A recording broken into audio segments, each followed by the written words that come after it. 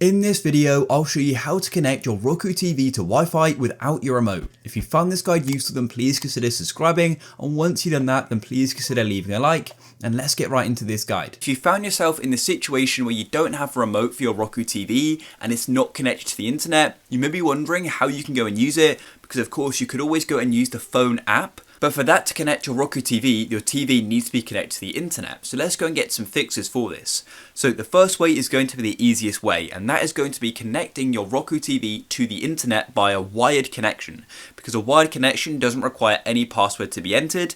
And so what your wired connection actually is by connecting your Roku TV to the internet via an Ethernet cord. So what you'll need to do is place your TV or move it right next to your internet router, and then what you can do is use this cord called an Ethernet wire, and then you can just go and plug it straight in. Your TV will then be connected to the internet, and you can then go and connect to it using the Roku app, which I'll show you in just a moment.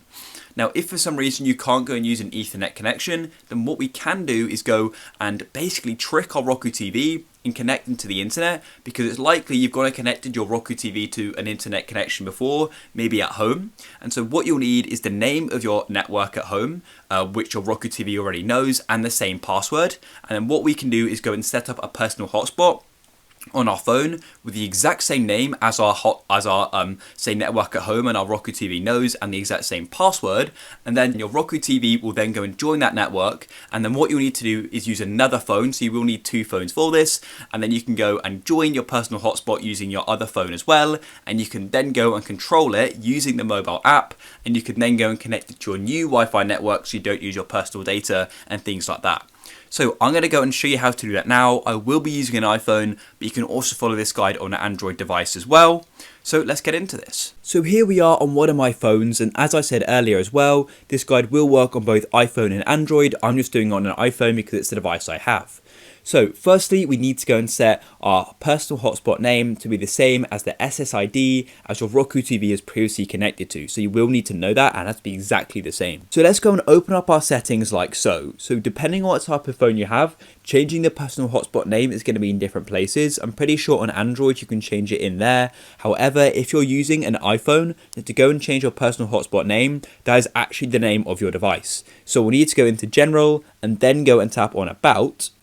And then at the top of About, we can go and tap on our name like this. And in here, we can now go and set our name here. And as I said earlier, your name for your device is going to be then reflected in your personal hotspot name. So I'm now going to go and enter the name of my Wi-Fi network in here. And then what you'll need to do is go back to your personal hotspot settings, and you then need to make sure your Wi-Fi password has the same password as your network your Roku TV has already connected to. So I'm now going to go and type that in now. Now make sure the name is exactly the same and the password is exactly the same as the network that my Roku TV has previously connected to.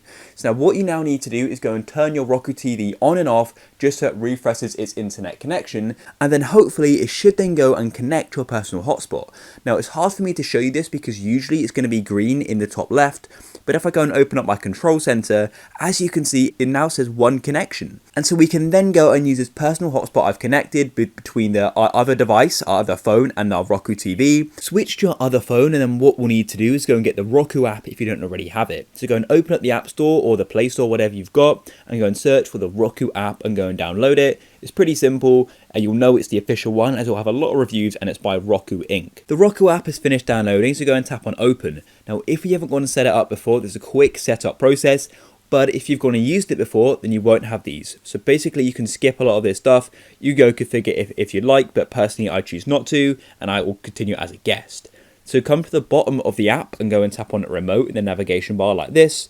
You'll then need to go and connect to a device, so tap on Devices, and it says let's connect your device. So press Connect now, and hopefully it's going to go and find it. I'll press Allow. As you can see, it will then say New Device Found. If it isn't appearing, make sure you've gone and restarted your Roku TV, and then hopefully it will. Then you can go and tap on it, and then I can go and tap on Remote, and then I can go and control my TV just like that, and I can then go into the settings, in the network settings on my Roku TV, and I can then go and connect it to the new Wi-Fi network. And that's it, guys. If you found this useful, then please consider subscribing. Peace.